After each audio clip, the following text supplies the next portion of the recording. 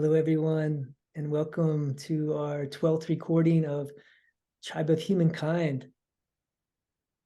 We're here to drop in together, talk about our current state of being and the spiritual evolution of our human species and where we find ourselves in that bigger picture. This evening, we have Brua with us once again, and she's offered to open our evening with a song. So I will turn it over to her and let her introduce the song and get us started. I want to offer a Yawanawa song, and it's called Kui Kui Kui, and it's a song to bring people together and celebrate life together. So when I sing this song, I'm really imagining that unity consciousness of humanity. Kui Kui Kui. Hey, hey, koi, koi, koi. Hey, hey, hey, koi, koi, koi. Hey, hey, koi, koi, koi. Hey, hey, hey. O Parisa Numa Vanatane Numa Vanatane Numa Vanatane O Parisa Numini waitane, numini waitane, numini waitane. Aheyaru yamaya, aheyaru yamaya. Ramino uari waitane.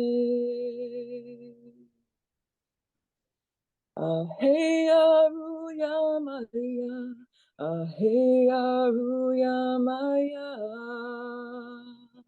Ramino uari waitane.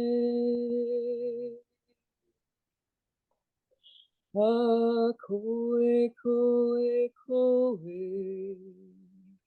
Hey, hey, koe, koe, koe.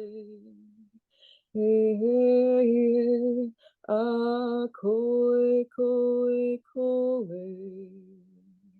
Hey, hey, koe, koe, koe. Hey, hey, hey. O Parisa Numa Vanatane Numa Vanatane Numa Vanatane O Parisa Numini waitane, numini waitane, numini waitane. Aheyaru yamaya, aheyaru yamaya. Ramino uari waitane. Aheyaru yamaya, aheyaru yamaya. Ramino uari waitane. Koe, koe, koe.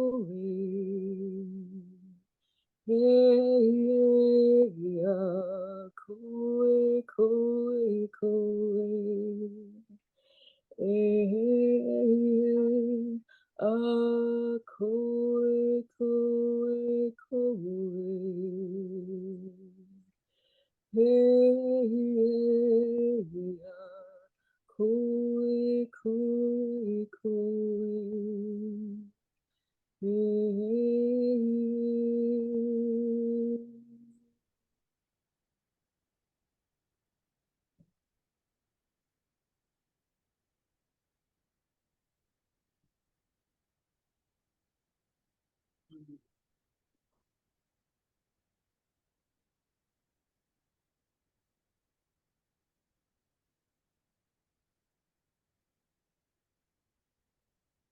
Thank you, Rua.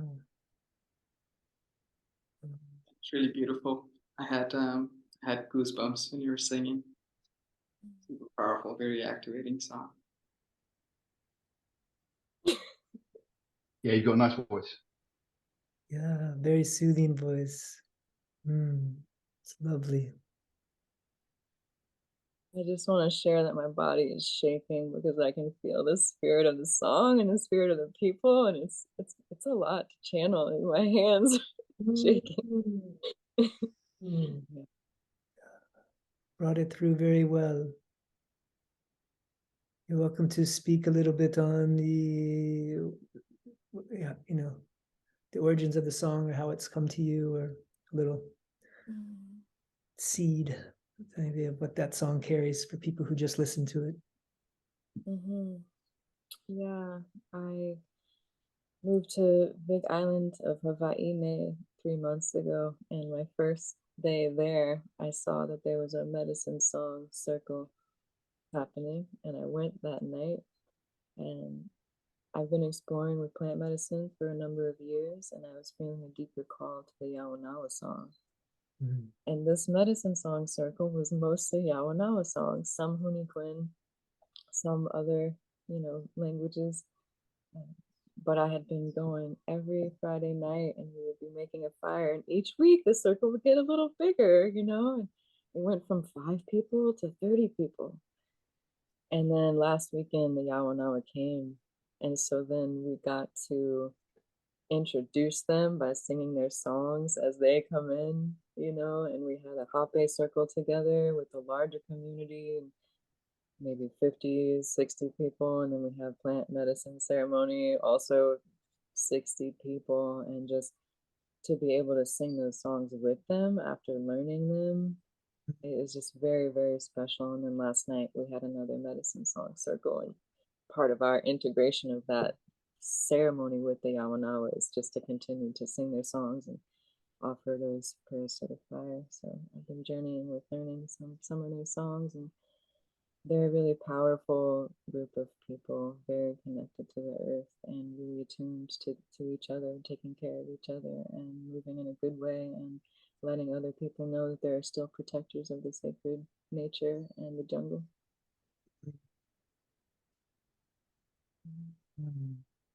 Thank you for being a song carrier, someone who can learn that and sing it. That's a powerful gift.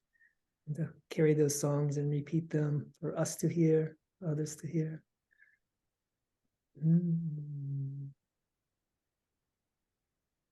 Yeah, I'd like to open the floor up just to Mano and Lex and everyone, just to maybe even comment a little bit on maybe how singing has been a part of spirituality for you, or if it has, or dance, or even like gathering around a fire, any of those elements, or just being a part of or seeing native indigenous traditions come back into a part of enlivening your own spirituality. Yeah, no, I can definitely speak on that. Last few days, I feel like my throat is really opening up. And I've also started this challenge. It's called the 75 Heart. And part of that challenge is that I need to do 2 45 minutes workouts. And I'm taking it super easy, super simple, and just doing laps around the field now. it's part of my workout. So I listen to this like a super really cool mantra when I walk. Before I used to listen to like rap or like a hip hop or like things with words that I don't really resonate with. Mm. And that was my old relationship to Toronto too. And this is part of me also changing that.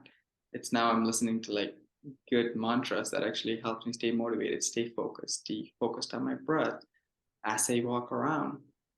And I noticed that there's a huge fundamental difference in the way how I relate with my body and with the outside nature. So it's like Mm.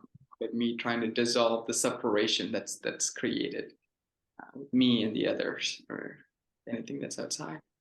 Um, and it also really helps me to, as I hum the songs, the music, it keeps me in the present as well. And it also helps me to reflect on how the natives have done this for eons. Like they would sing and dance as they work, as they walk around.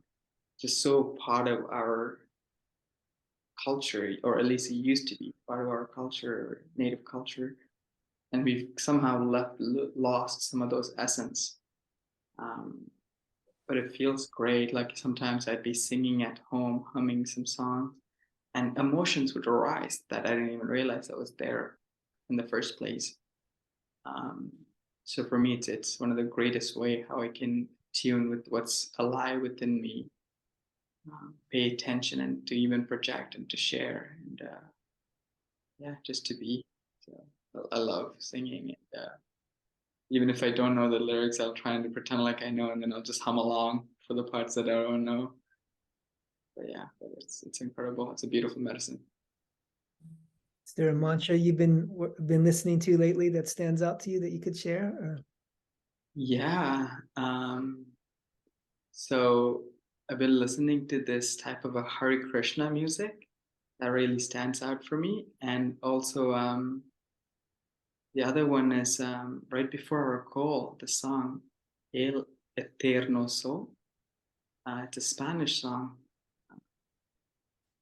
and it's really beautiful because it talks about like this beautiful bright light inside of you shine, and may that light guide you home.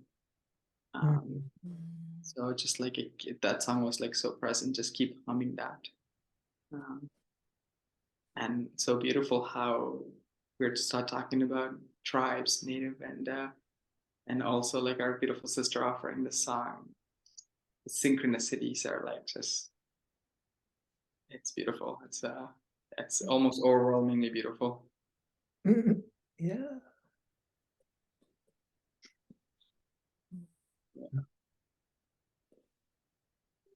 I sort of function before words. I used to be a drummer, so there's stuff happening as a drummer that sort of you bring people in, you give them something to work with, like a structure. You maintain, you keep that rigidly sort of going, but you work with dynamics, which is sort of almost like a emotional. It's almost, I know this sounds crazy, but it's almost like the drummer's working with the emotional content more than the other musicians, because their complexity is so high that they're into mind. You know what I mean? They're into sort of like the chord structures, the keys, the scales, the modes, and then by the time you get to words and actual lyrical content and meaning, you're totally into mind. But surprisingly, as a drummer, I'm kind of working the emotional level.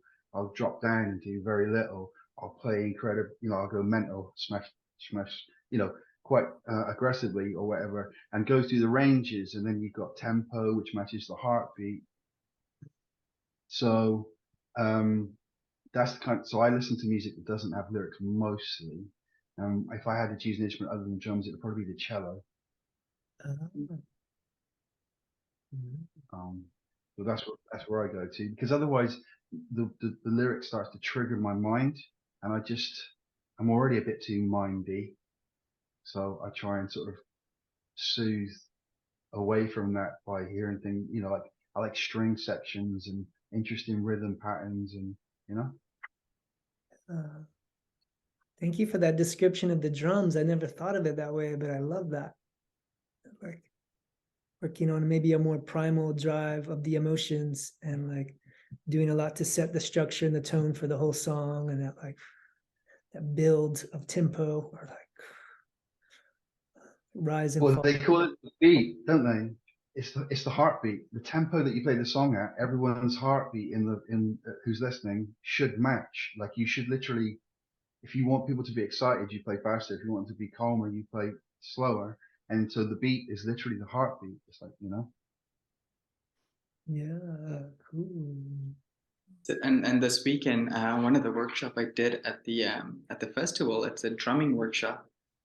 And the person who was teaching the drumming workshop, he was sharing with us that when we beat the drum for 7 minutes straight, but at the same rhythm, not changing it, we drop from alpha to theta, where we go into the dream state, where we become connected to spirit.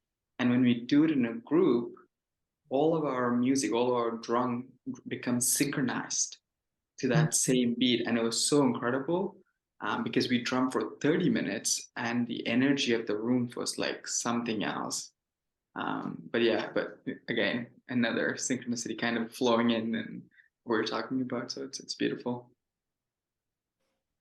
And I didn't know that about drumming or anything. So I was just like, okay, I'm at least playing my guitar for minimum 7 minutes to get into that state, you know? There's a really fascinating thing, which is that if you're a musician, you practice to a metronome. The idea is that the metronome keeps perfect time, which you learn to adjust your timing and become better physically. Your physical movements are more coordinated and perfect. But if you put a large number of metronomes in a room together and they're all set differently, after a certain amount of time, they all align and nobody can explain why. Whoa. Wow. I didn't know that. Yeah. It's literally not explainable. Like people, there's some explanations which are a bit sort of fudged and science, because scientists have to explain stuff, right? Especially something like that. Oh yeah, we can totally explain that, but you can tell they don't really. They're like, I don't know. Move on. Mm, mm. There's a tradition called Umbanda, and sometimes they work with the plant medicine, and then it's Umbandaimi. But when it's just straight Umbanda, there's no plant medicine, and the drum is what puts people into the trance. And then they call it the Tejero, which is the holy house or the temple. And these orishas, these spirits will come. It's an African Brazilian tradition. Depending upon the origins, there's different names for the spirits. But just by the drumming, the spirits come into the Tejero and then start to embody the bodies. And then people are embodying the spirits because they're in the trance drumming with someone that's invoking the orishas in the Tejero. Mm. Yeah, I got to sit one time with the Umbandaimi up in upstate New York. The drum going, fire by the river. We were working with medicine as well. And it was like, whoa, yeah. Beautiful tradition. Potent ceremony. Hmm. Yeah, we're having a fun like slide into our intro. But I just want to I want to pass it around to everyone one more time to just drop into anything real that's been coming up for you since our last conversation. Maybe more specifically in the last 3 weeks or so of time. Maybe the biggest thing that's holding an imprint in your energy body, or something that's really alive for you even more so today in your family, in your relationships, in your home, in your person. If there's anything that you're feeling really moved by that you'd like to speak to and just kind of voice, so that we could drop into even more deeper topics, but just kind of share your truth on that. And I'll open the floor for that.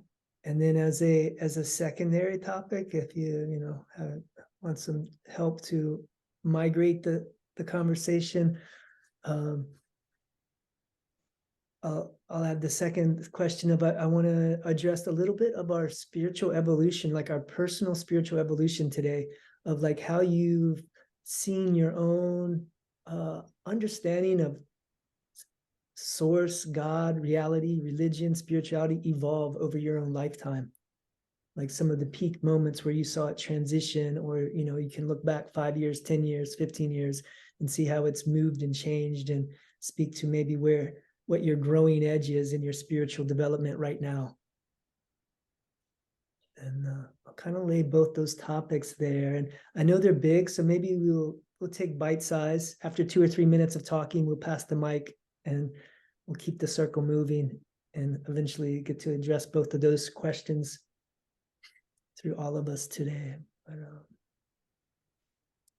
yeah, open it up. Go for it, Lex. I'll go first and get out of the way. So I've been really poorly and unable to sort of stand up and walk, and I've been in a lot of pain, and so I'm in a bad mood.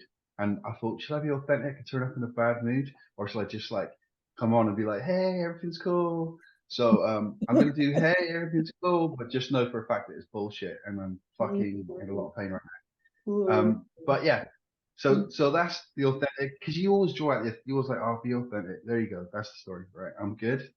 Let's moving on. No, thank you, Lex. Thanks for sharing what's real. This is something kind of chronic you've been working with for years, yeah? Yeah, I've thrown everything at it. I've tried so many things. So basically I've been going to a chiropractor for the last month, and having a massage as well. And I've been taking different herbs and all sorts of stuff like that. And I'm disappointed. And I also have this sort of, I'm having this conversation where it's like, well, if I'm not healing, and I know all this interesting stuff about energies and talking to your body and aligning and all that sort of stuff, you know, like I'm to blame. So I don't need anyone to sort of rush in and fix that. And no, you'll get it. And like it's all good. That's it. That's where I'm at the moment. I'll work through it. It'll be great.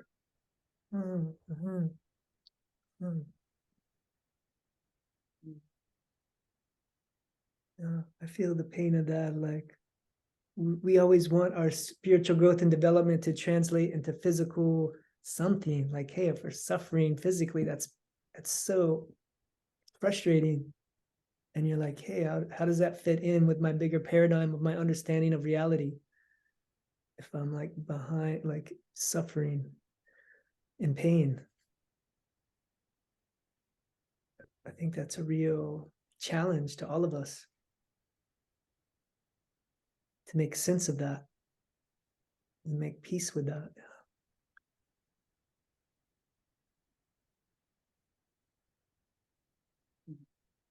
For me, it's about breathing and slowing down when I'm in pain.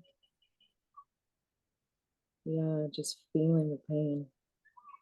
Just going all the way in, even if it's excruciating, like breathing into it, even if it collapses me to the ground, sometimes it does. Because it's something maybe I've been holding my breath. I don't want to feel it. It's painful. Leave me alone. I'm just going to hold my breath. Yeah, and then if I breathe into it, I might go into like a grief, or I might go into a convulsing. My body might shake, it's just, but if I hold on to it or I harden and I don't pass it all the way through and I don't let it channel through, then it gets more painful. The resistance causes more suffering.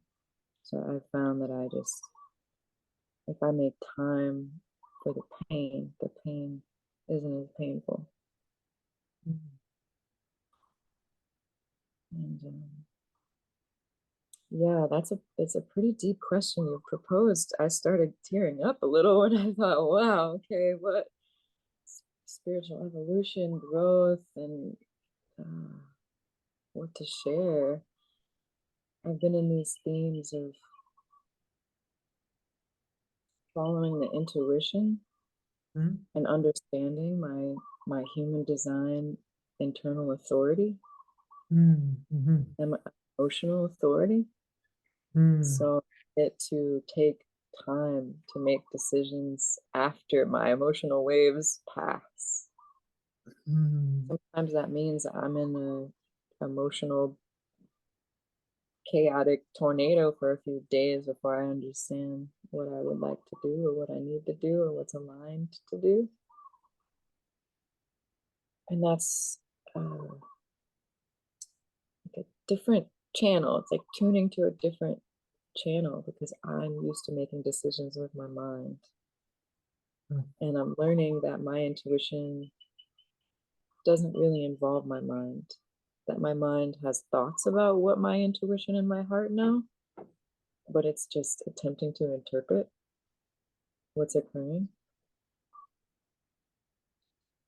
And my deepest transmission has been about boundaries and consent, and it's just this is a long term, long term thing. But in the most recent experiences of it and renditions of it, it feels like transforming my creative energy and my sexual power into a cultivation and learning about Tantra and Kundalini through the breath. Not necessarily like reading books about it, but feeling this energy rising in me, sexual energy, and it gets really intense sometimes. And I'll share this. It's vulnerable, but it's good for me to say. I've had masturbation addiction for most of my life, to where if I get anxious or overwhelmed, I go to the pleasure as a tension release. So that's it's a huge, because it comes from childhood and it's an adaptation to not knowing how to feel the pain as a little girl. And now, okay, how do I feel the pain without trying to touch myself about it or smoke a joint about it or eat a cookie about it or whatever, but just really being in this space of, oh, this is intense and I feel anxious and I don't want to run away from myself because I want to be able to maintain the self-trust with my little girl that she's not going to get abandoned if she's going through a really hard time. So I'm like rebuilding trust with her and fortifying my inner masculine and my will and aligning that to the divine will and really being a protector of that innocence inside. And I realized like I can't actually flourish in life until I'm balanced on both sides and my little girl is also included. That I'm only a fraction of my being. If I'm just adult self Rua, my birth name is Melissa. So, little Melissa, she's still like, is it okay? I don't know. Maybe I want to hide in a fort or go in the closet. I don't know if I can trust her, if we're going to be able to navigate this together. Is she listening to me? So that's the big one for me. And I'll share one more little thing and then I'll pass. I'm also having a divine lovership between Maui and Big Island. And either island feels like I will be satisfied and satiated with being in one place. It's fire and ice, it's masculine, and it's volcano and waterfall. They're the perfect balance for each other. So I am literally living a double life in 2 different communities in 2 different locations, and I feel kind of insane, and I'm doing my best to keep up with it. Big Island's come in fast as a new contender, huh? Okay, I'll share one more thing. There's this song called Blue Storm in this beautiful daime book called Pele's Garden from this brother that's here. And this song, say again? I know this book and this song, yeah. You do? Oh, this song. It was says, his partner that channeled the song, yeah? Huh? Is it his partner that channeled the song? What's her name? I don't know. I don't know her name. I think it's her song, actually. it's come to me before I've met them, Ah, because it gets sung um, on Maui. It gets sung on Maui. And yeah. so anyway, this song got sung 2 weekends ago in a ceremony, and the lyrics are: the Queen of Fire, sitting upon her throne, the Tahero, remember I said the Tahero is the sacred house, the Tahero of Tutu Pele, Pele being the Hawaiian goddess of the volcano, the eruptions, the island, the Tahero of Tutu Pele, only if she calls me do I go. Only if she calls me do I go. I've come to defend and protect the holy house of the Virgin Mary. Mm. When that song got sung a couple of weeks ago, I collapsed in front of the fire and I'm like, okay, Pele, I hear you calling me. And it's genuinely not up to me. She's like, you are coming here. So, Mhm. okay, thank you. Yeah. Yeah, I'm witnessing it. It seems to be a fast. Yeah. It seems yeah, much more there's excitement and fun and playfulness in this dance between Maui and Big Island. I think more so now than when it was more tragedy in the departure of the like love of Maui. And now there's like fresh energy and there's like torn a bit in the excitement of it all. Oh. Mhm. Cool. Good to kind of tune in with a little bit of your what's going down. Does anybody else have any comments even on like the inner child aspect that Rua mentioned? Does that resonate any of like your personal story of like learning how to like show up for or protect or nurture or hear, listen to younger you? Definitely. I mean, I can definitely, echo on that, and also weigh in on the chronic masturbator aspect of it as well, and transforming that sexual energy. That's been a big one for me. Yeah, you're absolutely right. It's also learning a lot about consent, not just necessarily consent with others, but also consent with my own body, my own spirit, just checking in. But at the same time, also understanding and recognizing how powerful that sexual energy is, and really learning to work with it as well. So, I mean, all of those things I have had challenge in.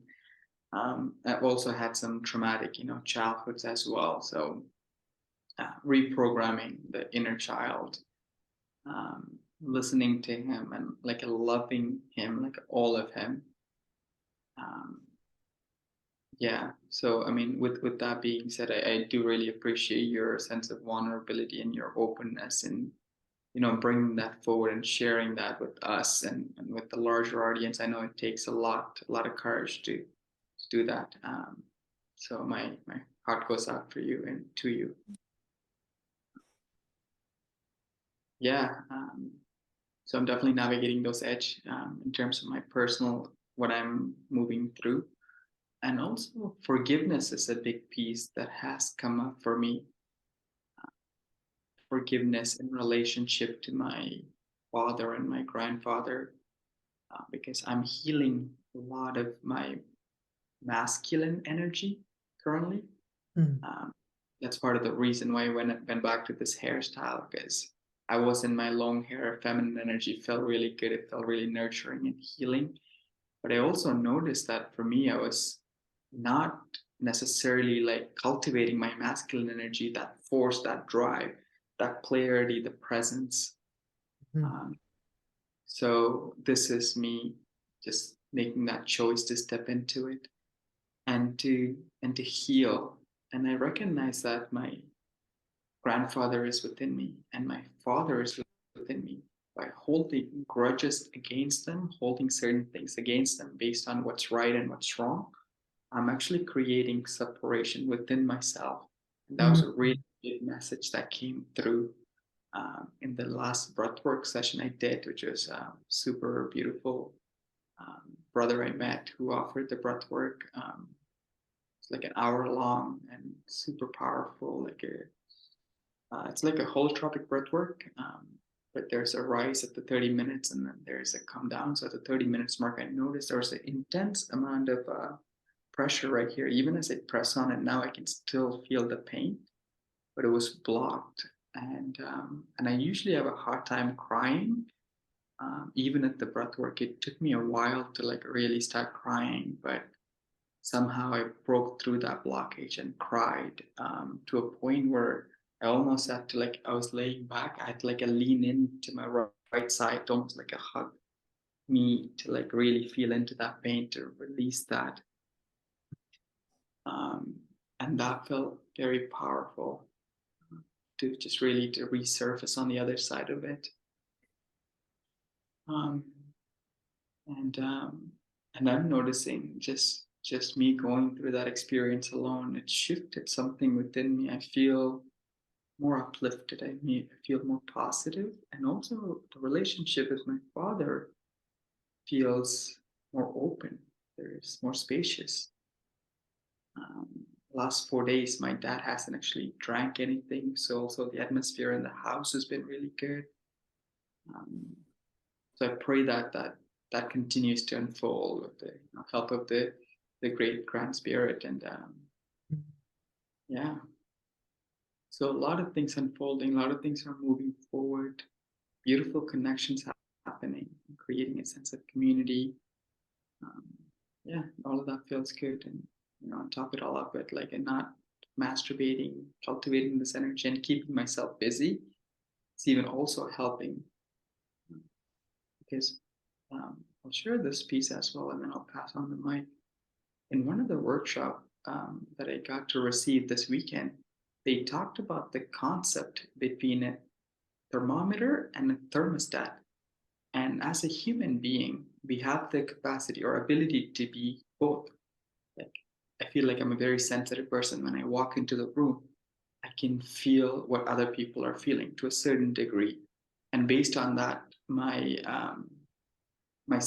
feelings can fluctuate. So in that sense, I'm a thermometer kind of reading the room, whether it's happy or like whether it's sad or like somewhere in between. Whereas I feel like one of the practice we did is like a cultivating energy, where we created a energy ball in our hand and kind of like a sharing it with other. So that's the concept of like it becoming a thermostat, where we can walk into a space, and if I notice that it's like really sad, perhaps my presence or like something I say can bring in a little bit more sadness or bring in a little bit more happiness. It's kind of like a playing with the polarities, playing with the energy. Anyways, that concept really stuck in with me. And last night, I don't usually hang out with my parents when they're having dinner, but last night I was there and I picked up this book. It's a really good book if you haven't read it. Anyways, I sat there, so I just had like a decent conversation. They were eating, I was reading, and it also brought some joy to them, because when I was hanging out with them, and my little brother was drawing, and he was just like, "Show me how to draw butterflies." I was like, "Okay, I'll show you how to draw, caterpillar." Or like, like all these, like we were just making jokes, and it's a rare in that family, in that household. So it's nice to create some more magic. So I'm noticing myself shifting from a thermometer to a thermostat, and all of that feels really good. It's a little bit of an update on my end. Thanks for listening. Yeah, did like intentionally set a new energetic wave or pattern into the room, or to choose to participate to help to like change the flavor of the room by your presence or your contributing, huh? That's right. And also like asking the right question, engaging them in a way that's uplifting, instead of talking about a subject that might just like bring them down, or like that can be like controversial. Talking about a concept in the book where we can discuss. I think for me, those are all like a shifting into the higher dimension, yeah. Maya, can you speak the names of your father and your grandfather? Yes, of course. My father name is Suresh, and my grandfather name is Antoni Pillai.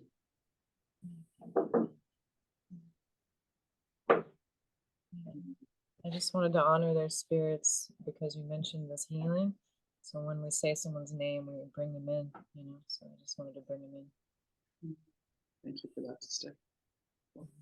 Yeah, my grandfather is no longer with us, and yeah, like when I was coming back from that breathwork session, I had a moment of apology with him, just like asking for forgiveness and sharing my forgiveness with him. It's like in the bus, so it was beautiful. Yeah. That landed with me as well, calling in your father and your grandfather. I've done work with both of them in prayer before, but I'm realizing that maybe I could even call in my grandfather's father and his grandfather to kind of help from the other side, maybe, as we're all kind of like working things out. You know, because yeah, whatever issues that our father and grandfather are working with, it didn't probably start with them either. You know, maybe it's been a long time we've been working with these things. Or... Well, my grandfather's grandfather, he removes entity from people. Like he would go to people's house and he would like literally remove entity by like a singing and like sometimes by actually like a physically hitting the person, just like the, and he would say like, this is my grandpa told me the story, right? Like he would say like, when the entity is leaving, show me a sign, show me a straight sign that you're leaving. And apparently that energy would break down a branch, like a massive branch would just come crashing down. It's like when that energy just leaves a human body. So he's done some crazy things. I know. Oh, that's so good to hear. Because also on my dad's side, his great grandmother, same thing, and their last name was Miette. It's French, so she would just go and speak over people in French and like heal them and remove their entities and just do witchy stuff. That's pretty amazing. Yeah. It fascinates me. And I'm thinking, oh, I might have some of that in my blood. Do I? You know? Just smack the people and see if the entities come out. Yeah, it works. You got the touch.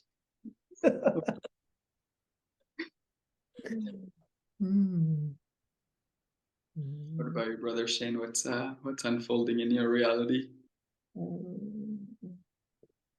I want to hear from Lex first. I feel like he's been quiet down there. Oh no, I'm listening. I mean, there's a lot of threads there, and they may, you know, like attachments. That's something that I've been considering recently on what to do about it. You know, because I'm a decent person. I do a lot of cool stuff. I have positive intentions, and I intention my place. I do a lot of most of the things that people say are enough to be clear. I'm doing physical parasite cleanses. I'm doing, you know, the whole spectrum that you can do. But I've got this. My instinct tells me that it's this is going to sound weird, but it's not attached to me. It's attached to one of the lines of my lineage. Mm-hmm. And so I can't get it out of the, well, I don't know how to anyway. I'm a bit too normal, I suppose, for that, to be able to clear the lineage, you know? It's like, I feel like it's not, I didn't cause it. I'm not the reason it's around. I was born into it, you know? And when people talk about healing your lineage, yeah, there's the sort of don't be like your parents and that sort of stuff. But I think it goes deeper. I think that there's some fucking crazy demonic shit attached to my resonance. Yeah, I could feel that. You know, I would say even like there's an old paradigm that thinks of these things as like punishments or something like that. But I would say my understanding of it's more like when you clear the slate and like clean your own board, it like signals that you're energetically ready for the next bigger lesson. And like coming down the line will be like this next bigger thing. It's not necessarily, you're not doing anything wrong to inherit this next like physical ailment or whatever, or stress or burden. It's like, hey, you're ready for this next like to take on this next level healing that's bigger and maybe multi-generational, and yeah, like it's gonna being asked to be transmuted through you and your work you're doing, and not because you've done anything wrong or you're doing anything, you know, short of what you could be. It's almost you're doing so well that you're even inherited the challenge that no one in your family line's been able to take on yet.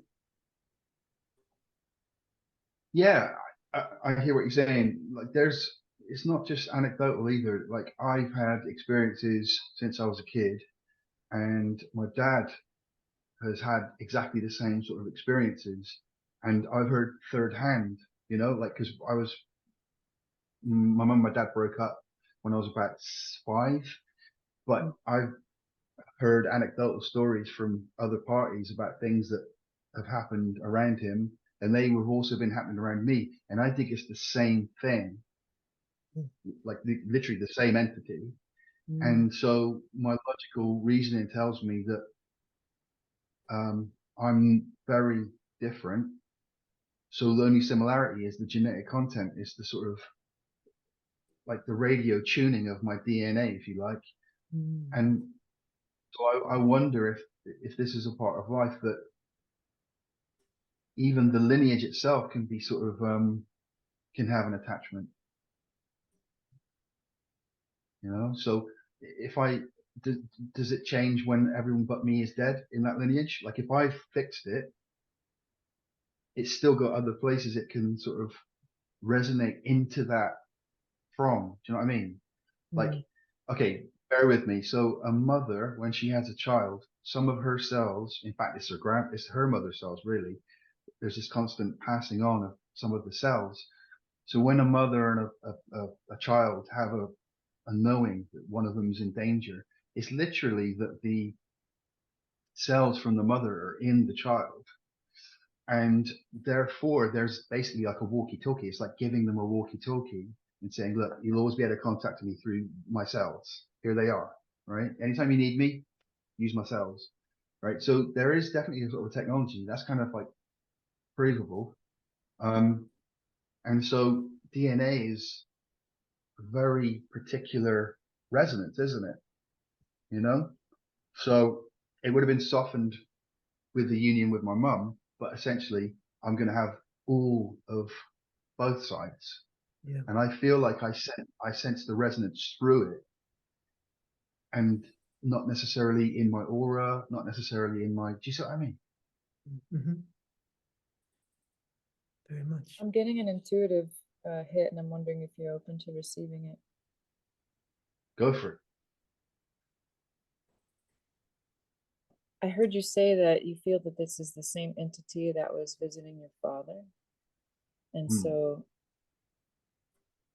clearly this being wants to talk to you, and there's some karma there, and there's a connection that wants to be made. So what I heard when you were speaking is inviting it in. Whatever you want to do, make a fire, however you want to make a ritual, but genuinely just saying, hey, I'm here to receive you. Who are you? What would you like to talk about? What do you want to show me? What do you want to teach me? Making direct contact with this energy and going from there. Because we can try all these things on the outside, but clearly this energy is really wanting to engage with you directly.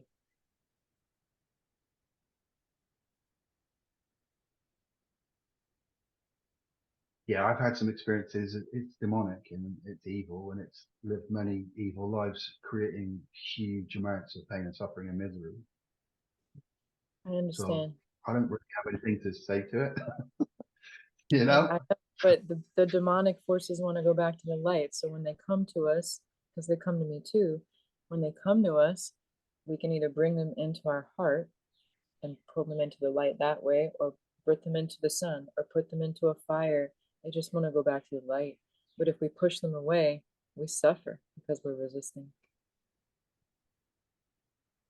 Yeah, it's a whole area I don't know much about. Yeah, but you can ask the spirit, because the spirit knows exactly what it needs. And you can just make direct contact. You don't need to know anything. Okay. I appreciate your input. Yeah.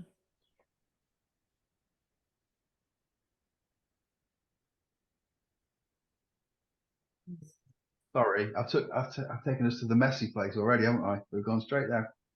No, I It's like so it. good.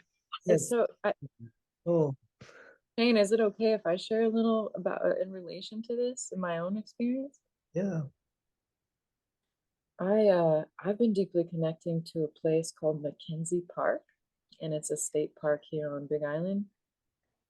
When I was in ceremony 2 weeks ago on Maui, the entire time my soul was here at Mackenzie Park, and I was getting these visions of how the Hawaiian ancestors transitioned from that land. Some of them were murdered, some of them starved to death, some of them jumped off the cliff and committed suicide, massacres. You know, there was like large masses of people that transitioned in not good ways. And when that happens, the souls are lost. They're kind of like in this in between Bardos place where they're like, we haven't gone back to the light, but we're not in a body, but we're not fully dead because we're still on the earth, but in a soul spirit form. So anyway, these beings have been asking me to just be present with them. I don't know how to transmute the energy or support their souls like me. Rua doesn't know. But if I just go to the park and I light a fire and I offer some prayers and some songs, like that, I'm bringing the light so that those souls can, you know, if they want to go to the light, they can go to the light. And I'm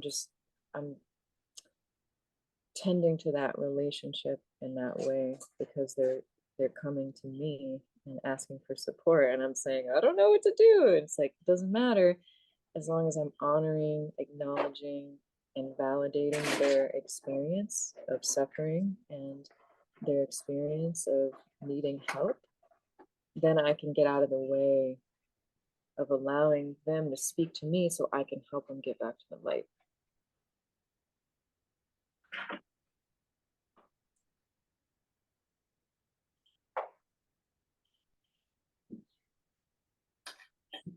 Yeah, I've had a similar experience where like grew up very scared of like spirits and presences and things, but realized too that like if I have the presence or courage to offer to be of service or help, that changes the dynamic or the relationship of like running from something that's chasing me to like, is there something I can do to help you out? And I engage that space, then it's a confronting of the energy, but also in a very like peaceful, kind, supportive, loving way. And it's like, if there's something that can be done there, like I'm open to offering a half hour or hour to doing that. And like I'll kind of offer that. And then that can change the energetic of the dynamic of like a haunt or not being heard or listened to or acknowledged or respected to, hey, I'm offering respect and listening and support if there's something I can do. And then that can shift the energies to maybe there's something that can be done, or it can take some power out of anything trying to be scary or dominating or tormenting to like, hey, can we help? And maybe not. And then maybe that can be figured out too. but that's like one more thing that could be addressed. And Definitely. I mean, I've had one of those experiences. I think my first time was at the farm that I used to live in. There was about like a 5 or 6 of us um, experiencing, like I think in the mainstream world would be called like the paranormal activity. We would all hear like footsteps, um, like some scratching noises, but we won't necessarily see, but we can sense there's something there. And this entity or like this presence was like not like it doesn't have a human body, but it was definitely messing, particularly women. It was really after a woman. There was like a 3 women at the community that was definitely sensing this energy. And sometimes whenever the masculine energy would come around, it will just hide itself. It won't there, but at nighttime it would show up again, and the women would just like get up, like wake up screaming because the energy was so strong. Um, So we all like gathered together at the community elders place. We invited the spirit, like what Rua was saying. We had a communication with it. We talked to the spirit, and we were hearing like intuitive knowing. We were hearing like the intuitive noises as to what it wanted. And the good thing is, one of the elder, she was quite specialized in transitioning spirit from this world to our world. Well, it's all our world, into the other side. So she was able to help us with that process, and we all like stood in a circle with like a candle in the middle and rocks and crystals supporting us as well.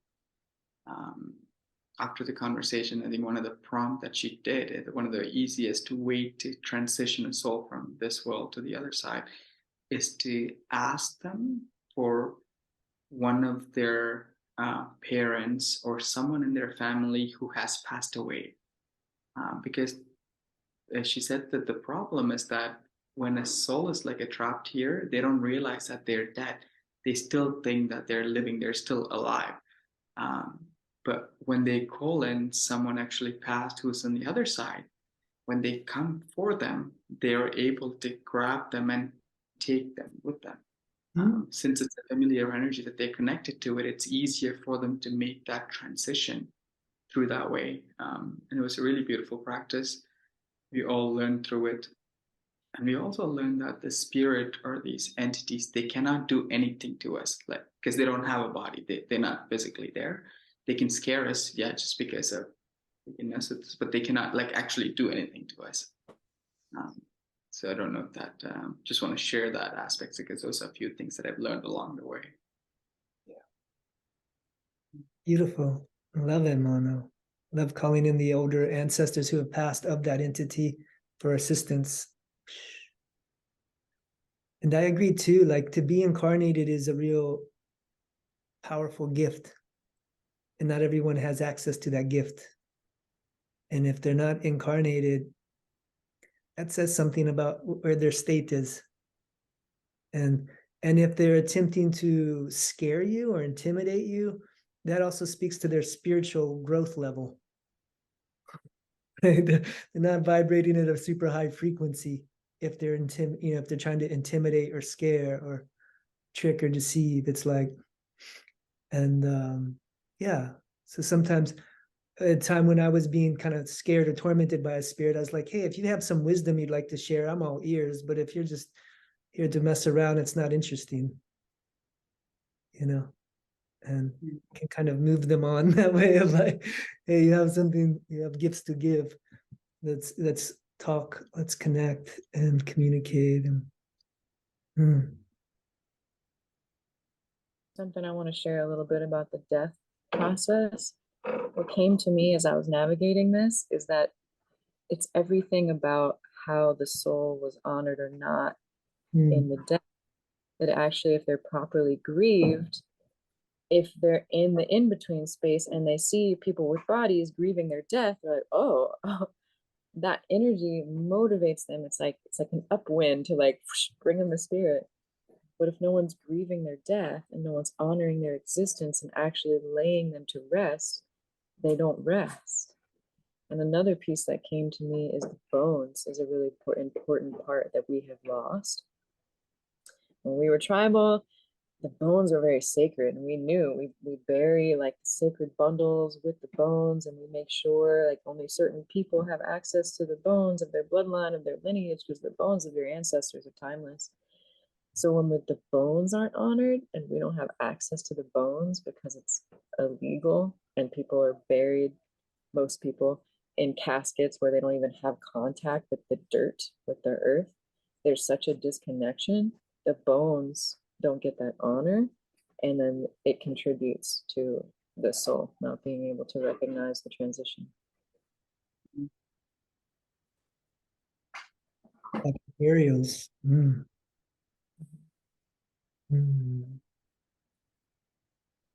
Yeah.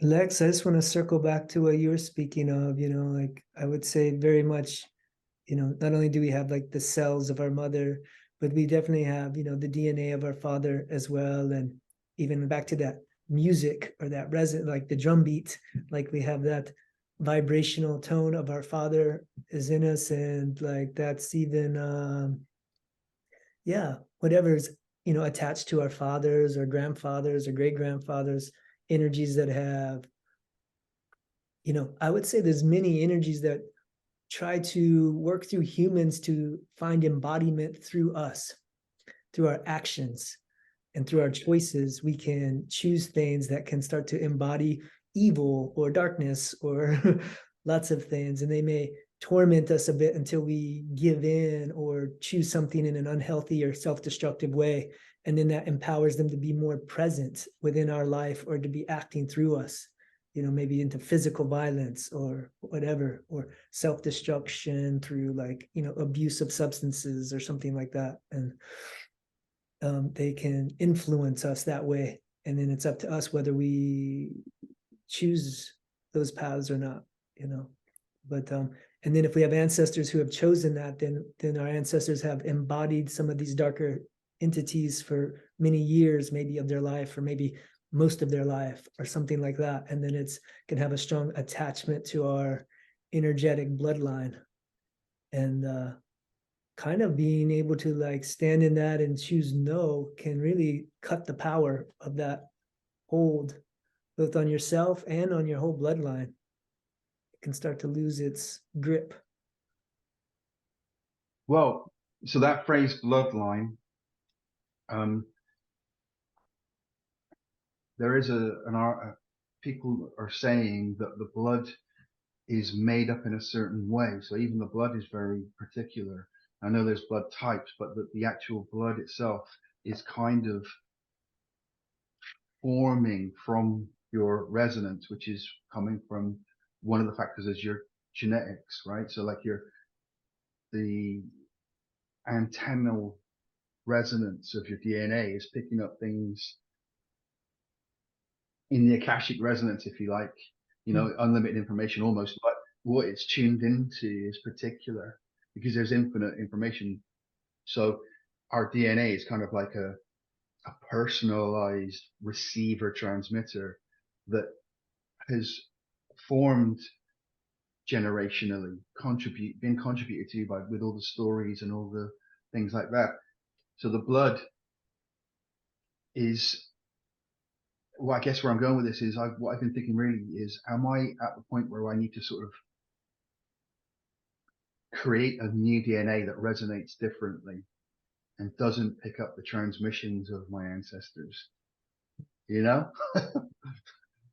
Like that way, like just start again, go from, you know, AM to FM. I got another hit.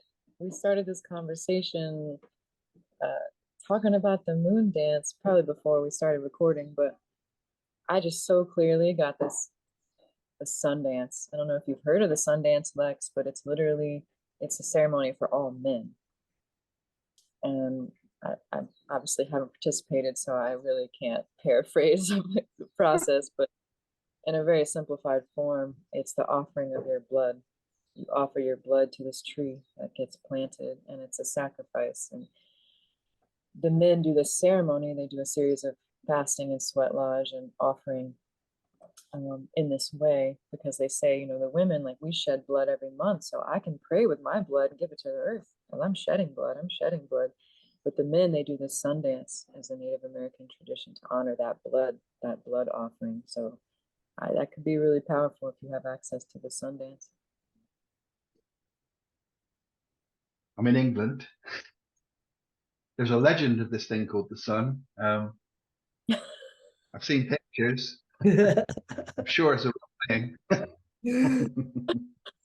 Oh. It's And real. one day, It's rumor. I may even see this thing. And I may dance.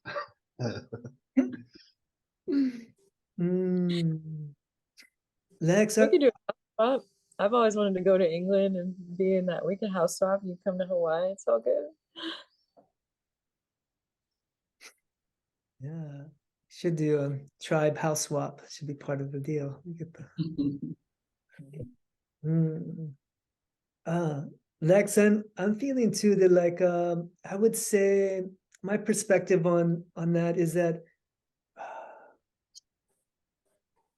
I see us as very much like being here, being incarnated because we've been prayed in by our mothers and fathers, and we showed up to answer the prayer of the mother and the father in the conceiving of us, in that like union and that love union of making love, birthing us. You know, even if it wasn't a love making, maybe it was just sex and unconscious, or maybe there was aggression, maybe there's all kinds of things that happen in there, but even those are types of like unconscious prayers of like, hey, I'm looking for love, or I don't feel love, or I'm disconnected from love. But somewhere in that union, a prayer is birthed and a child is born. And I would say that child's born to answer the prayer of the mother and the father of what they're seeking and praying for and longing, that they're wanting and not finding and not seeing. And here you are born to answer the prayer of the mother and the father with your life, to, very much not erase the slate and start over so that you can have a pure, clean life without all that drama and trauma of the past, but very much you're here to work with those problems of mama and papa that they couldn't make peace with or make sense with. And you're here very much to heal those things from my perspective. And like, it's not about getting rid of it. It's about like looking into it and presencing with it and healing it, and like that it's there, that it's like your whole lifetime is here to work with that as much as you can. Maybe you're not going to finish it in this lifetime, but you'll evolve it some within your lifetime and offer that back to your mother and your father and your lineages in both directions. Each child that's born, a morning star rises and sings to the universe who we are. We are our grandmother's prayers, and we are our grandfather's dreamings, and we are the breath of our ancestors. We are the spirit of love.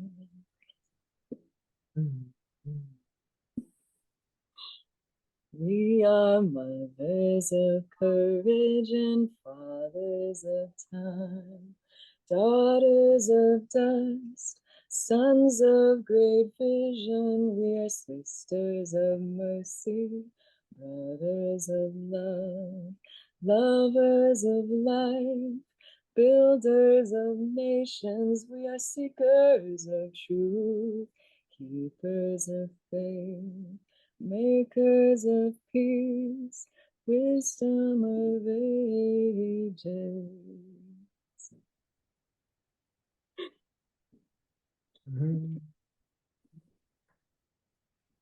That wanted to come through really strong. When you said we were our grandparents' prayers, they're like, yeah. I like that. I'm super grateful that it did. I'm starting to enjoy this even more, Shane. Like, okay, can you do this every week now? I want everyone to sing more. Yeah. You can dance. I know I haven't officially opened that, but dancing is allowed at any moment, and movement, and any way that we need to communicate, or or let the energy move through us.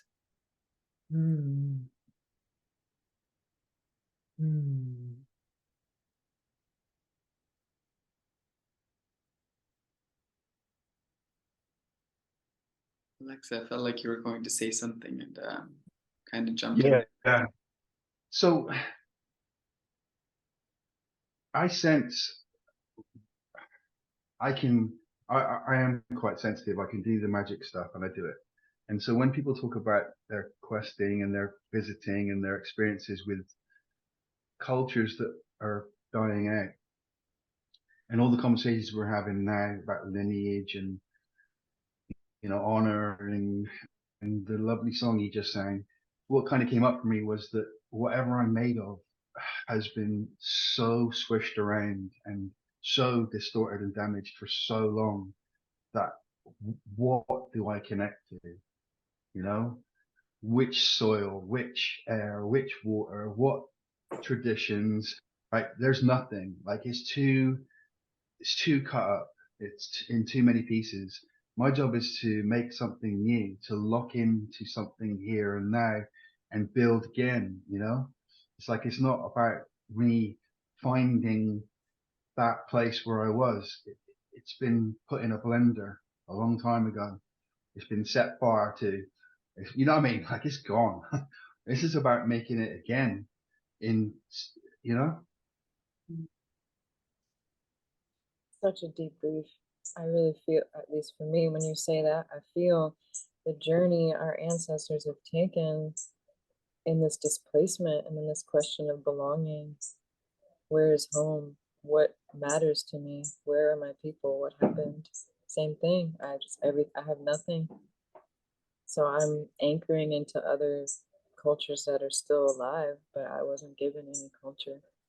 And those things were stripped away. And I get visions of my Druid ancestors. I don't know how many lifetimes ago getting killed and cast out of Ireland. And then 3 generations ago, my mom's side, people came from Sicily on a boat to New Orleans. And then I kept going west all the way to Hawaii. And so there's just no connection. I've never been to my homeland.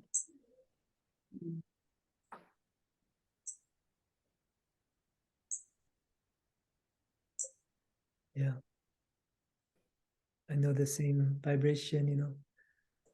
Neither one of my parents own land. Not that that even means anything, but I don't even have land of my mother or my father. And then both of their grandparents, you know, were migratory from other places in the lands that they grew up in, and it keeps going back like that. And yeah, and to know traditions. And where I'm at now is yeah, like, so what I'm following is like to find the teachers in the water, to find the teachers in the fire, to find the teachers in the earth and the air, and to let them be your teachers, because we are from broken lineages, and we're here to reestablish connection and to call on your unknown and invisible ancestors that are maybe 7 generations back or 21 generations back, where they did have tribe, family, lineage that was like wisdom passed down generationally, connection with the land, of plants that they grew and ate and took care of, and animals they took care of, and these things. And like somewhere there's ancestors ready to help you land that connection, and it's valid wherever you find yourself on the planet. You know, your connection with the sun and the stars and the earth and everything in between is holy. And yeah. Well, this is why I've come across as something that's difficult for people to read that are into working with particular traditions and tribes where there's a strong resonance and a recognizable culture and heritage. And you could say spiritual New Age people, I don't resonate with scientists or anybody. And what I feel is that this reconstruction, this reconnection is it's quite complicated, because you do have these things like technology now, and we do have incredibly complex things. And who knows about Atlantis and Lemuria and whatever there possibly was at some point in terms of complexity. So for me personally, I feel the land, I feel the ancestry, I sense the simplicity and the gorgeousness of being able to be one thing for a really long time and to pass that along. But I also feel that what I have to work with is much more crazy than that. And I'm trying to bring something through that exists right here, right now, for all the people who aren't connected to a particular piece of soil, don't have any ancestry, not even genetically. And so I get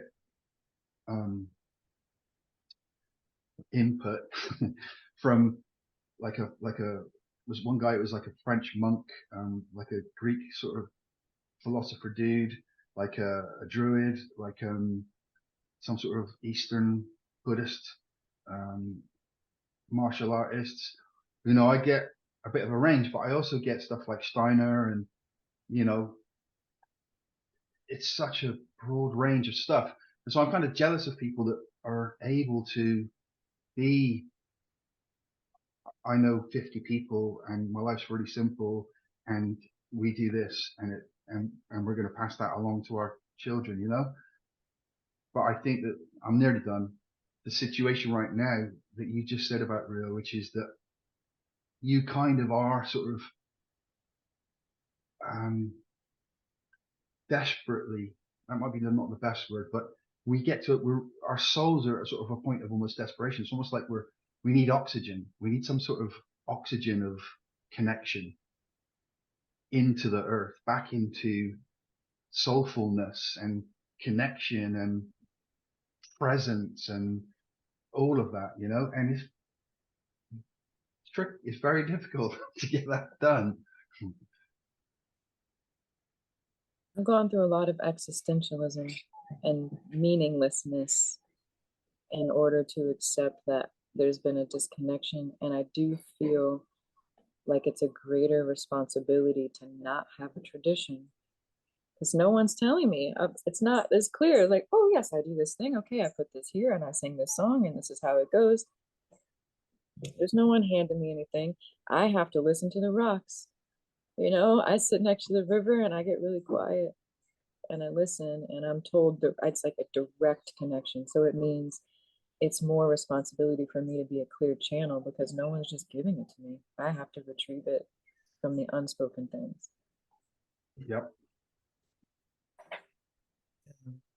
And I would say there's definitely a period of grief for that broken lineage that needs to take place maybe before we can even be the clear channel, because we have to grieve the loss, silence of ancestry. And there's a really awesome uncle named Stephen Jenkinson who's written a few books and speaks publicly, but he offers something called Orphan Wisdom School, and you know, speaks an interesting story of even how, like, you know, you go back to Roman times and they were desecrating cultures, and the survivors were allowed to be soldiers, but the soldiers would be intentionally displaced to the other end of the empire, and so that they would be disconnected from their land and their culture and their people, and they would take wives of foreign cultures and live in foreign places without their connection. And that's been happening for at least a couple thousand years, you know, since Roman times and before. But you know, and here we are a couple thousand years later in this displacement that's continues, and we're lost in a lot of way, you know, from our roots to the earth and our peoples. Sometimes it's hard, you know, the Hawaiian culture, not everyone, but generally, there's a sense of go back where you came from. We have enough people here. Stop colonizing Hawaii. And, you know, people with light skin, it's like, well, go back where? Go back to what? Yeah, exactly. I'm where I am. This is my home. I'm in my body. I was called here. Go back where? You know, and it's how do we honor not only our own ancestry, but the ancestry of the land that has also been hurt by this. Like those of us that have been displaced are now displacing other people. Can I talk to this a little bit? So I think this is a really authentic, vulnerable conversation, and it's a really good conversation. It's an important conversation, because I think a lot of what I see people doing, which is why I don't connect with it, is I see it for what it is, an honest attempt to connect into something, to refine something. I don't think it's there. And I think our job is to remake it. And it involves seeing past tradition and seeing past culture and seeing past color and skin and race and language and all of it. In fact, I think that now we've got to the point where the traditions and the cultures are the things stopping us from refinding it. I've had that thought too. The limitation, there's dogma in culture. sometimes. And it's a fine, fine, delicate line. Yeah. So what is it that those people were tapping into? Like, so there's another thing, which is Chinese whispers. Like, Buddhism is a big thing for me. I'd say Taoism and Buddhism, but my experiences, which may be my imagination or may be actually real, I was sensed myself having long conversations where what it used to be was explained to me, and it's not what it is said to be. Like nothing, like none of the things that we're shown, and this is wisdom, and this is the truth, and this is how it was. It's fucking lies. It's all bollocks. And all of the gold and all of the incredible profound things, the subtle nuances, the actuality of it all has been removed. And so it's almost like you can't trust anything, and yet we need to do something that is only about trust, right? It's like from trust we have to find what we're looking for. And so for me, it's going to, so this is my thoughts about it. We're looking for knowing, and the only place we can find it is nowhere. And then there's this 0 point, this nowhere space inside of us. And so you have to forget everything you know and not listen to anything that anyone else knows for a while. And then because you don't know, there's only space for new stuff to appear from not knowing. And I think that's where we refine what it is we're looking for. I can attest. I did this. I'm a living experiment.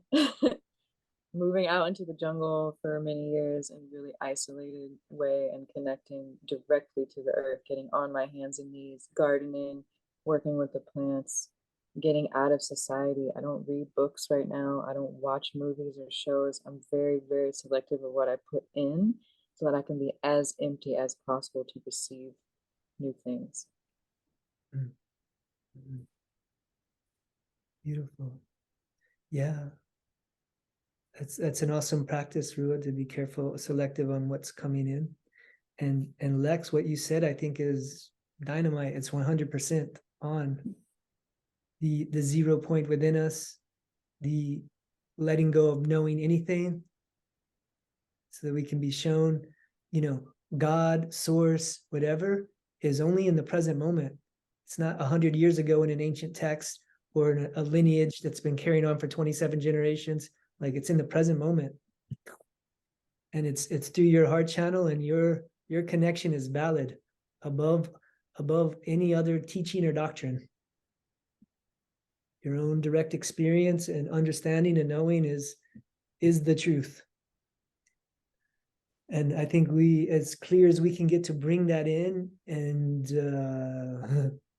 connect heaven and earth through our being in a beautiful way and share that with others, and somehow manage to also connect with others is the challenge, as we're all doing that, keeping our sovereign channel alive. Like, if it's a real and pure channel, it's going to be honoring and securing everyone else's sovereignty and helping to establish their clear channels so that we can be a really embodied divine embodiment on planet Earth as an entire collective, and bring that collective divinity online as well. Yeah. Empowerment. So I've been working on this and trying to find the best language because I alienate people instantly. And the reason is that I'm refusing the information they come with because I see that what we're trying to refine is this soulful connection to something unexplainable. And we do the best we can. We layer as many words as close to the thing we're trying to describe, and it's impossible, but it helps to do so anyway. But I think that the word that I'm using most often now is intimacy,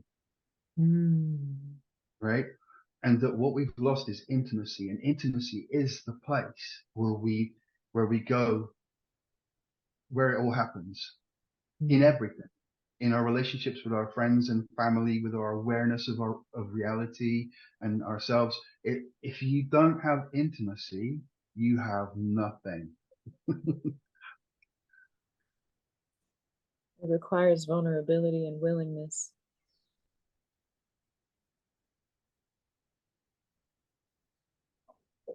So intimacy is a kind of technology that puts your magic online. It brings every part of you into alignment authentically and with truth.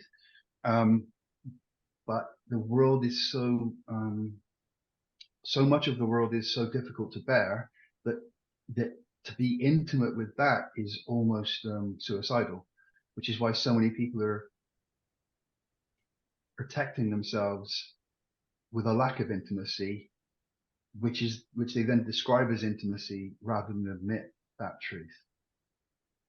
You know, so that's a bit of a complicated one, but basically intimacy for me is it's consciousness, the consciousness in each one of us before our name and our physical body and where, you know, our genetic resonance, which is happening in the body, our actual consciousness. If actual consciousness can communicate with other actual consciousness, and that includes nature and everything and humans and plants and trees and the air and all that sort of stuff, that conscious connection, I think that's what we see tribes talking about, we hear ceremonies talking about, the new age talks about, everyone talks about it, but the way to do it is you have to be quite brave and you have to forget so much.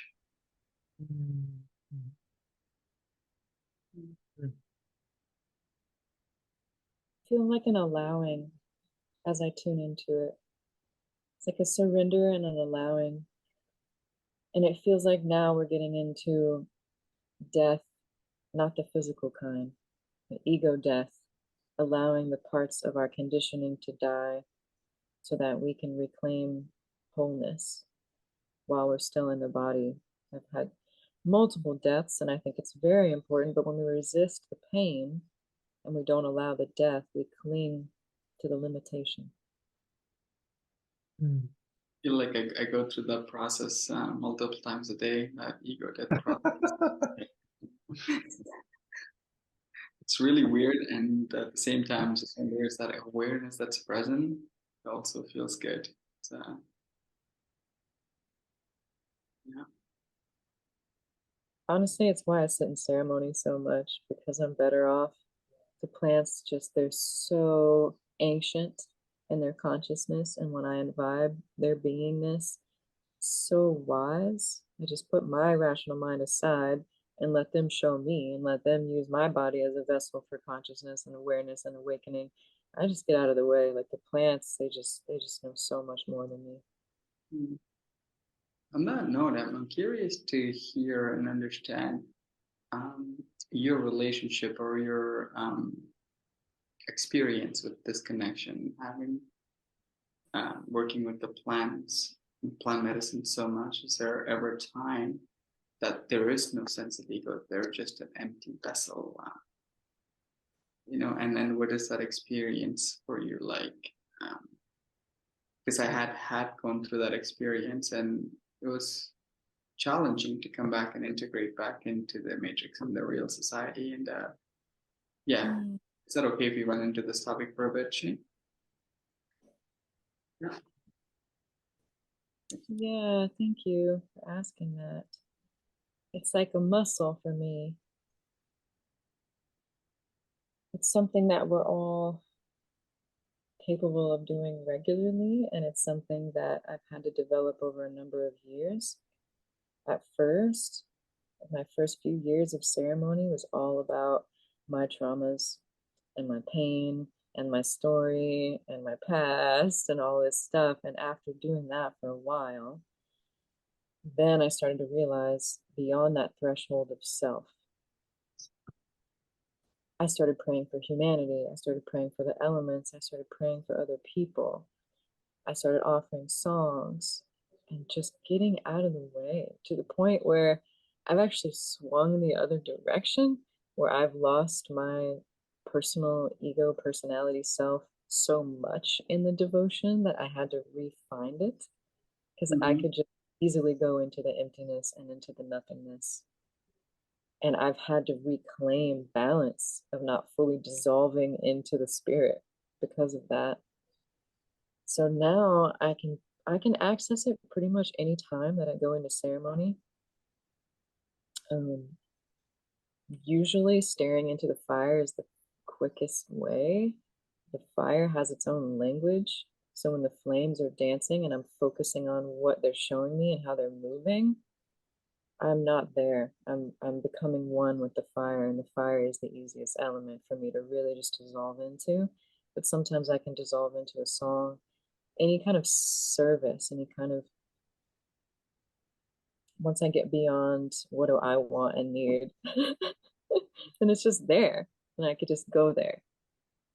But it took me a while to do that. And I would say most recently, actually leaving Kipahulu in Maui a couple months ago, that's when I realized I had completely dissolved into my devotion. I said to the plant medicine, I will do anything for you. I will give you everything. You can have my life. I am here. I will make medicine and drink medicine for the rest of forever because you've helped me and you've saved me. And so now I am your devotee. And it's a beautiful passageway to feel that devotion. But then she started to say, like, I'm not going to let you do that. You're not just going to dissolve into the jungle and become a plant. Like, I see that you want to be a plant, but you are a human and you get to learn how to relate to other humans. You get to be artistically creative. You have to learn things relationally that you're not going to get just sitting alone in the jungle. So I got kind of plucked out of the Garden of Eden, is how it felt for me. I'm like, I get cast out of the garden. But it's just, there was this little bubble that I had created that I had to pop that membrane to actually understand who I am as a channel of plant medicine without just being nothing. I feel like I had the similar experience as well when I was working with the plant medicine for extensively. I was disconnecting. I was actually collecting a lot with the collective consciousness. I would walk around and I would just stare into the sky and just like fly like the eagles, or like, walk like the grasshoppers. It's beautiful. Shifting my awareness to the rock or the trees and imagine what it's like to be, not just imagine, but be that. But but the shaman saw that I was doing that. So I was like, this guy is, no, it's too far on the other end. So, I mean, they didn't want me to, not to be human anymore, so I had to go back into the society. But thank God I had a really conscious family in Florida. So I was able to reintegrate, and they worked with medicine like a lot, especially my cousin, and she was able to help me come back in. And I would actually physically working was like one of the ways I was able to really fully be in the body, fully able to embody that. And but it's helpful for me to hear your experience and your share. But then I also did a ceremony while I was staying with them, but it was a different ceremony. It was in ayahuasca. It was MDA, and one of the facilitators there, she felt into my energy field, and she said that I'm tapping too much into the collective field and taking on their stuff as well as my own, and she was disconnecting me from it, but I don't think I'm fully disconnected from that quite yet. Feel like I'm still tapping into things. Anyways, This is awesome. I have to go to the toilet. You're gonna have to do a cut here. Deal. Sorry. It's okay. That's fine. It's chop wood, carry water. It's like, what do I do after I become one? I'm body, and I've already become one. Now what do I do? There's been so many moments where I'm like, okay, do I just die now? What do I do now? And just really learning who I am beyond awakening is what it feels like. And I think serving for me, it's still a priority. Now that I've seen what I've seen, experienced what I've experienced, how do I best show up? And serving is the biggest thing that brings the most amount of joy, where my spirit is alive, like actually alive, and magic happens. Like, it's the ego is aside. I don't even know what I'm going to say. Sometimes I hold retreats and such, and then something comes through and even like my physical body is tearing up, but there's this inner joy, and I'm still talking. It's like it blows my mind. That makes sense. Yeah, it's pretty incredible stuff. So yeah. Oh, there's one other piece coming through that I want to share. I have used service to self-abandon. What you I say? have utilized service to abandon myself. I have Mm, made other people's processes, collective humanity, phenomenon, whatever community stuff around me. I want to offer something.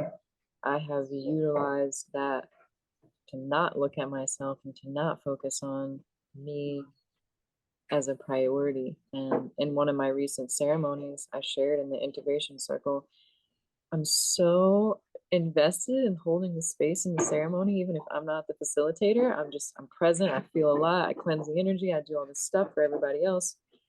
And I thought, oh my gosh, I have been not even in my own journey because I just want to sing all night for everybody else.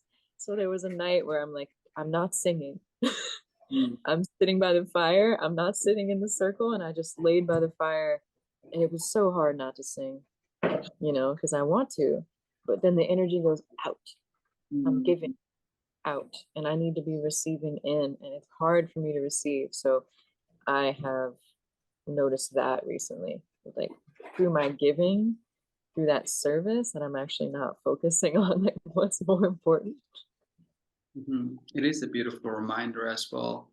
Now that I'm thinking about getting back into service mode, just because it's so genuinely present within me, but also to take care of the self as well. Because without the self, I can't give, like the spirit can utilize. So it's a beautiful reminder. Mm, Yeah, I think we can always, our lessons are always at the other end of the pendulum swing. Like we go way over here into service, and then like we've abandoned the self, right. too much in the self. It's like it's time to see how we can help and show up and support. And sometimes gathering the energy body and focusing it in a task of giving is a very powerful act. And it hones us in a certain way. And I just had a couple months ago, I was working with my therapist, and I was realizing that many times in my life I had kind of gone all in on service, and to my own detriment. And then like I would be like angry with God or spirit or the universe because I felt like all of a sudden I was out of money, or I couldn't pay the rent, or I'm like, but I showed up and I gave everything for months or year, now there's nothing. And this cycle happened many times in my life, and it hurt every time. And it's almost been like lately, last year, last few months, of like, hey, like me showing up for myself is the spiritual practice. Mm, And it's not someone else's job, or it's not even the universe. It's not like, hey, that was beautiful that you wanted to give so much, but you gave more than you didn't show up and take care of yourself. And that's maybe the first spiritual lesson.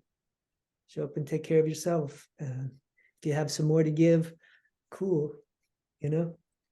But maybe I was caught up in that identity of someone who I wanted to be someone who, gave it all. Maybe being raised in the religious context, I was wanting to like be faithful unto death or whatever. So I was always kind of like, with that goal, I would give everything to be spent, to show that there's nothing I would hold back in my spiritual path. But then I would also, kind of be energy spent and on the ground, and not have a backup plan or a way to take care of myself. And I realized that like I jumped through the window, but didn't have rough landings, and it's like, hey, I got to choose more, I don't know, a balanced path of those. oh, And Yeah, sometimes, friend. I was just going to say, sometimes showing up to support your own gifts coming through is the most powerful thing you can do. Be of service by showing up for yourself, and then your gifts can come out. And that's of service as well, One of my friends said to me recently, don't give from your cup. Give from when your cup is overflowing into your saucer, you give from your saucer. Don't give from your cup. Your cup is for you. I second that. Yeah, that's a great analogy. I get that. Get from the saucer. Wait.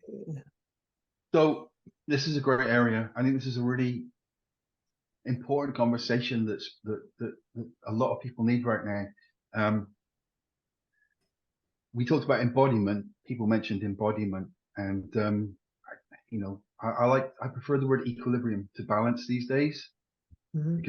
because there might be some foul stuff happening there that might have been sacrificed. But equilibrium is just definitely a word that just means a constant process of equalizing, right? So equilibrium, and that's the essential sort of component that's come through for me to use as a new way, right? Whatever the old word would have been, like Taoism was a big one for me. I had some really interesting teaching about that.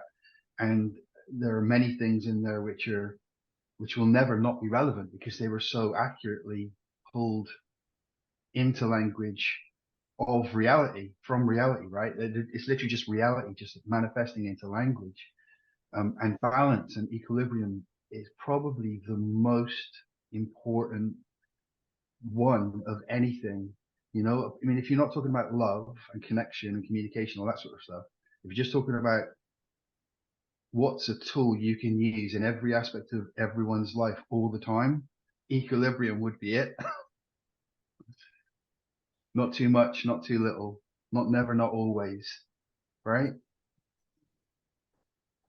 So I Exactly. just want to say that for me was one of the new teachings, which is if you met some wise person and you had some ceremony and they gave you some wisdom, you know, the modern version, a modern word would be equilibrium, seek equilibrium.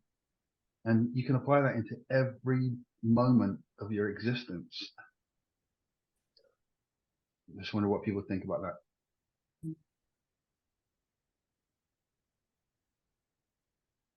It's interesting because what's coming up in me is like I actually learn from the polarity and the contrast. And if I didn't bump up against that, like I might not actually find a reference point for neutrality. So I feel like I need that. I don't know if I could establish equilibrium without context. Mm. Yeah, no, so it's a process, and the only way to be in equilibrium is to be amongst the polarities, right? The extremes, and they reference each other. So your location, how do we find a location? Where is our land? Where is our home, right? Where is the home of a soul? You know, it's amongst these extremes, but anytime it stays in extremes for too long, there's destruction and devastation and you know, things start to go wrong. So there's this width which we can move through, and we can be aware of the extremes of the polarity, but to go into those polarities, because you know, like so you got everything at one end and nothing at the other, right?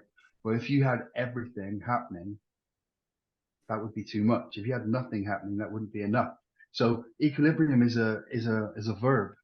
It's a doing thing. It's an actioning that is persistent and relentless.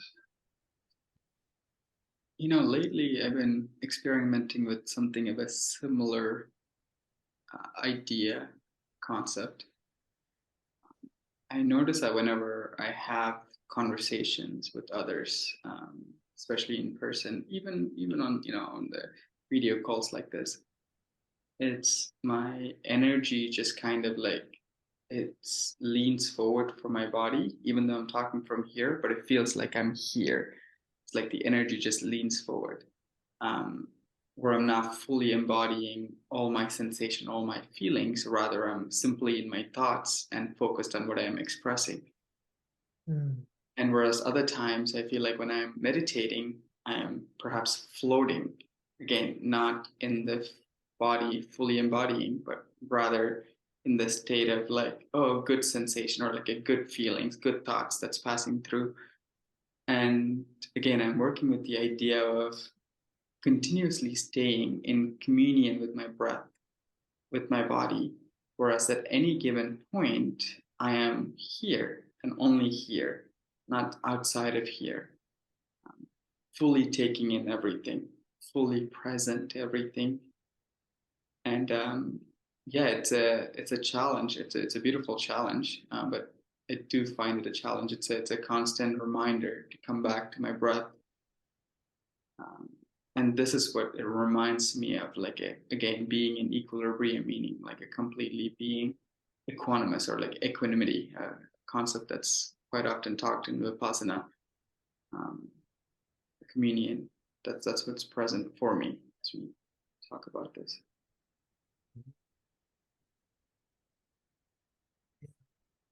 I agree. I think the walking the middle path is a high spiritual path of like feeling the tug of the polarities on both sides, and like presencing in the middle, of awareness of both, and not getting lost, that they are all born of us and dissolve back into us over and over again.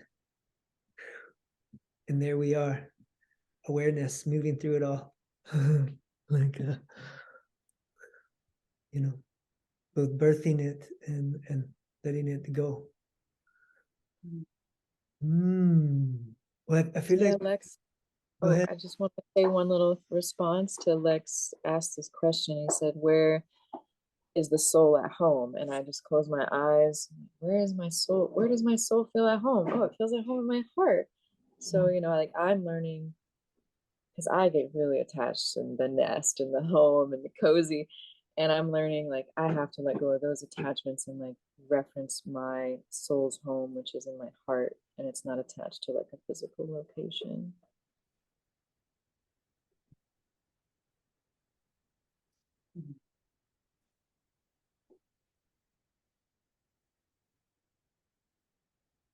It's fun for me to notice as Shane was talking. It's like my third eye was responding to him. It was just like twitching from the inside. I was like, what he's saying is working.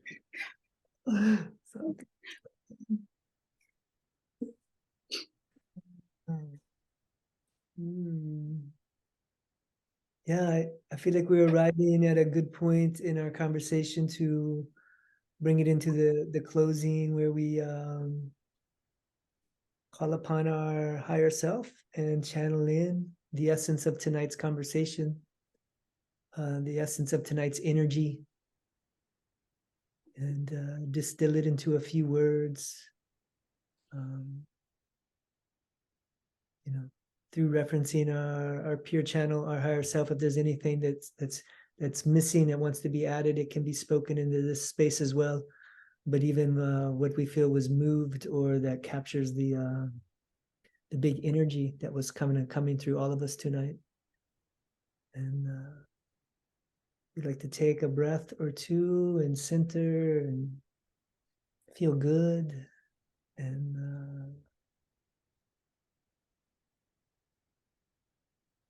breathe into your channel. And when you're feeling ready, go ahead and share.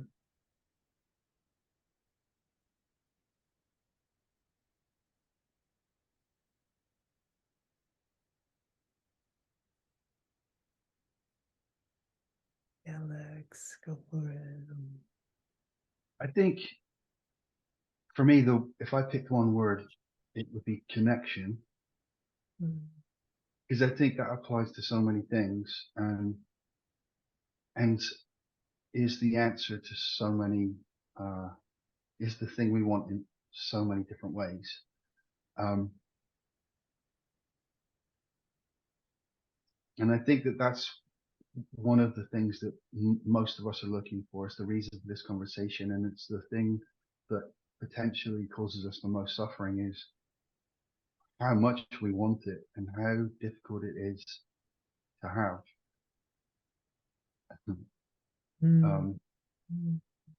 And it's the thing that I am looking for. And there are different kinds of connection, but for me, I'm at the point now where what other people call connection, for me, isn't connection. And only conscious, soulful communication is connection for me these days.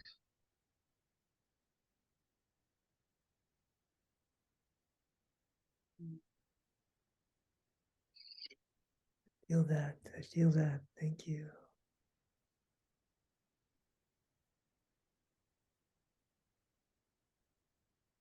What's alive for me is all I have to do is take care of myself and tend to what's in front of me. And if we all do that, everything is going to be okay.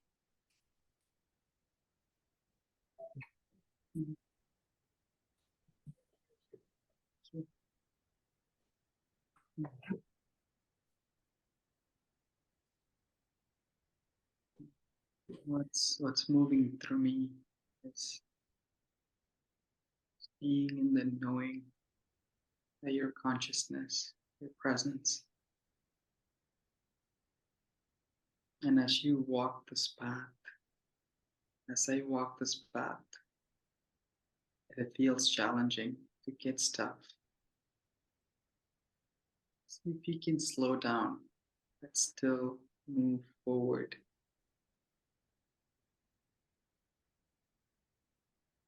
Keep moving forward.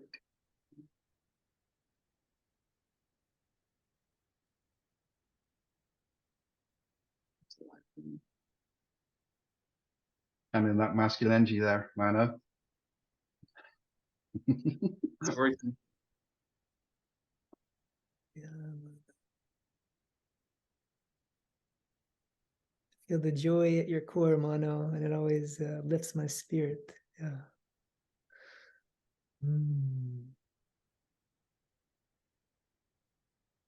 Yeah, tonight I'm feeling the word healing. You know, the joyful song was healing, our own paths of healing. And I'm also feeling the word holding, like we're holding each other as we're listening. The holding is also in the collective, like in that we don't have to do the healing alone. Some of it's, is maybe our task to do, but we can do it while we're being held. And with the support of each other, the healing can happen easier. And it's not a solo pilgrim journey we have to go on. Almost we have to bring it to the fire and be held together. And we can finish our healing there while we're being held. And we don't have to do it separated, where all the pain starts in the separation. Yeah, we can heal together and holding. And yeah, as we started our conversation even before recording, like holding our global family, our tribes and indigenous people who are slowly becoming extinct due to whatever forces are pushing them out of their homelands and their natural habitats. So like holding them in our awareness, holding them like so that we can do this bigger healing together as well.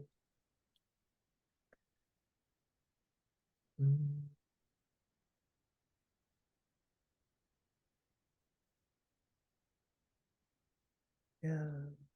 Thank you for the singing. That was really helping to bring in the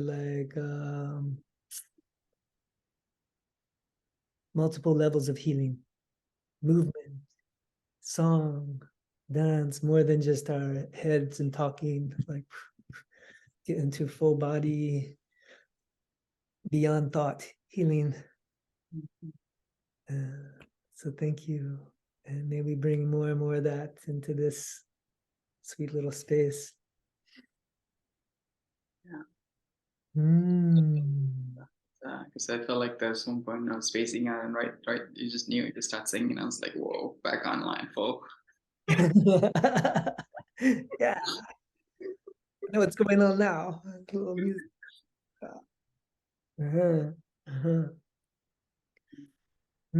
Is there any final words anyone would like to add before we close tonight's recording?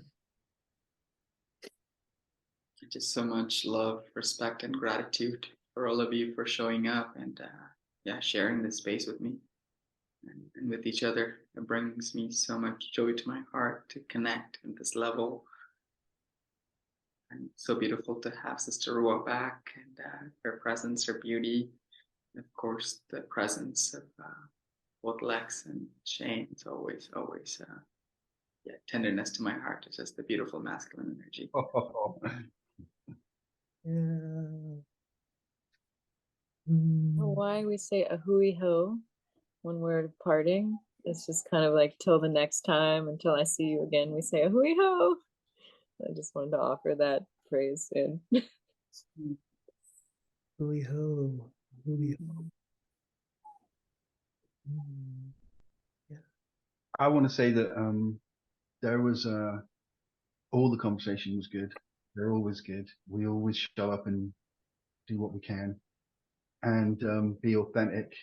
But there was definitely a period there, an amount of time where I felt the conversation for me had arrived into crystal clear, conscious, authentic conversation, and that it sounds very different, and that it's the conversation that I think that we're actually trying to have. You know, it's so much more. When we were there, each one of us was genuinely connected. You know, it didn't feel like feeding each other lines. It felt like almost like I can't think what the word is, like a collective sharing that each one of us was hearing and speaking at the same time, almost. Just throwing that out there, that as annoying and difficult as I am, that's what I'm sort of constantly trying to force. And I know you're going to go, oh, don't force it, blah, blah, blah. But you know what I mean. Yeah. Thank you for tagging that, Lex. I felt that too. There was a sweetness where I felt like, oh, we got there. Like I feel like Yeah. sometimes it's not a guarantee that we get there every time.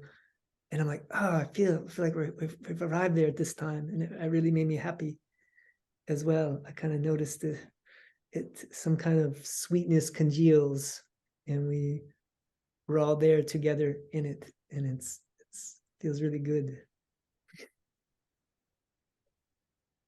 So who's singing next week to open the circle? Oh no. Yeah. Yeah. Yeah, I'll see what I can start practicing now. So I have 3 weeks, so let's see. I'll come up with something.